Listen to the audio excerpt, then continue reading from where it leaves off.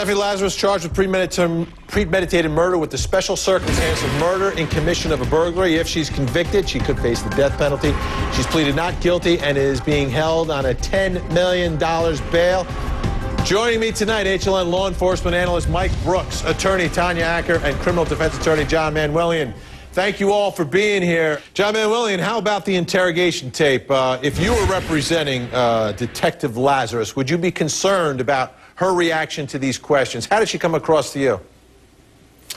Not that great, because at first she says she doesn't know the victim, then she waffles on that issue and says, well, come to think about it, I do know who she is. So it's problematic. And on top of all that, I think her biggest problem, the biggest one, is what Tanya said. It's the DNA. I mean, how did she get the bite mark? How did the DNA get there? So as a criminal defense attorney, although I'm concerned about her inconsistent statements or waffling of statements, the biggest problem is the DNA in the case.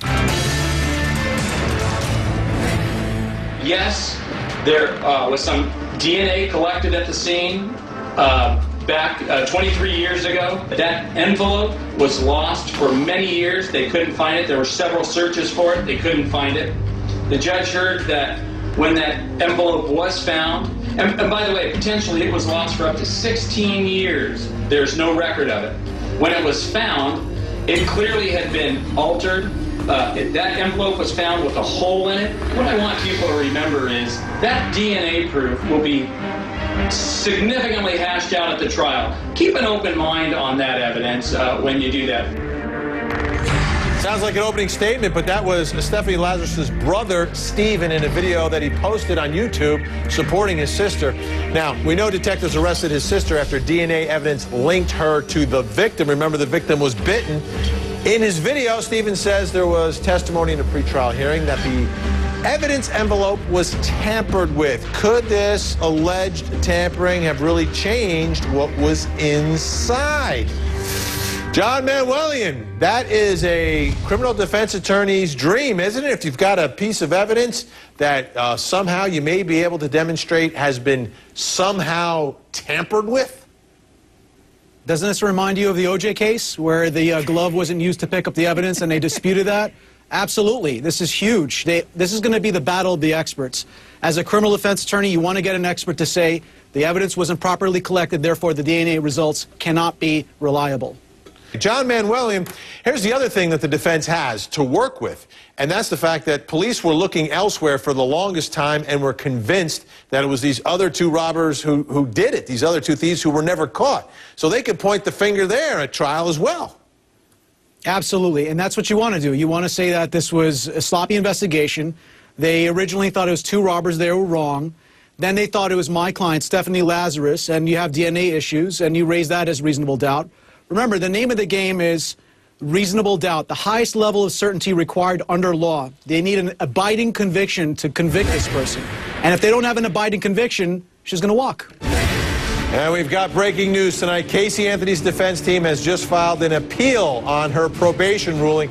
Judge Belvin Perry issued that ruling Friday, saying Casey has to report to an Orlando probation office no later than August 26th at noon. But as we expected, her attorneys trying to get that order thrown out, saying she already served her probation while behind bars. Back with me, HLN law enforcement analyst Mike Brooks, criminal defense attorney John Manuelian, and attorney Tanya Acker, and Jane Velez Mitchell, host of Issues with Jane Velez Mitchell. John Manuelian, what do you think? I agree. The issue in this case is, when did jeopardy attach? If Baez could show that the jeopardy attached while she was serving in jail, they might have a chance. But here's the thing. The court has wide latitude to give what's called either consecutive sentencing or concurrent sentencing. Concurrent meaning at the same time, or consecutive meaning separately. So it's going to go down to the intent of Strickland. He could be a media you-know-what, but if the intent was that she served it separately, then jeopardy doesn't attach, plain and simple. John Manuelian, how about it? You know, you've got a scrivener's error here. You've got a defense attorney who knew what was happening, which wasn't the intent of the judge, as stated in court. What should guide here? What's the right thing to happen here, John? I think in any attorney's career, the most important thing that you do is maintain the ethical rules of conduct, which is a duty of candor to the court. I've approached judges before when they've made mistakes, and I've mention to them that this and this wasn't done, and it may go against my client's interest. But again, this is why you do it, so you don't get into this crazy hoopla that you're in right now. Had Baez mentioned this to the judge, or had Cheney mentioned this to the judge, we wouldn't be here. But again, gamesmanship is not the right way to go. These attorneys are going to be practicing in the state of Florida. People are watching them, and judges are watching them. So I think the thing that they should have done is be honest with the court, mention this to the court, and take their lumps. All right. Great job tonight, John Manueli and Tanya Acker. Mike Brooks.